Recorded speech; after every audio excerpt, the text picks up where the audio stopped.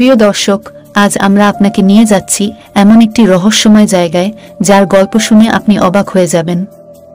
এটি একটি সুড়ঙ্গ পথ যা শতাব্দীর পর শতাব্দী ধরে গোপন রহস্য বহন করে চলেছে। এই সুড়ঙ্গ পথের নাম ভিক্টোরিয়া টানেল।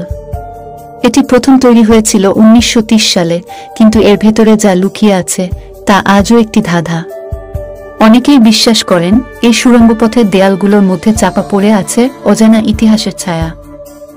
সেই সময় এটি একটি সাধারণ খনি হিসেবে ব্যবহৃত হতো, কিন্তু কিছুদিন পর এটি বন্ধ করে দেওয়া হয়।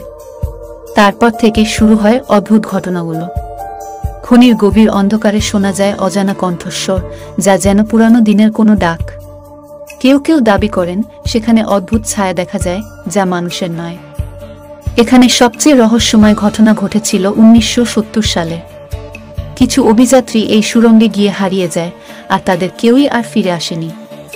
তাদের ভাগ্যে আসলে কি ঘটেছিল কেউই জানে না। তাহলে এই সুড়ঙ্গপথ কি সত্যিই অভিশপ্ত, নাকি এগুলো কেবল মানুষের কল্পনার তৈরি গল্প? কমেন্টে আপনার মতামত জানান, এবং এমন আরও অদ্ভুত ও রহস্যময় গল্প জানতে আমাদের চ্যানেলটি সাবস্ক্রাইব করতে ভুলবেন না। ধন্যবাদ।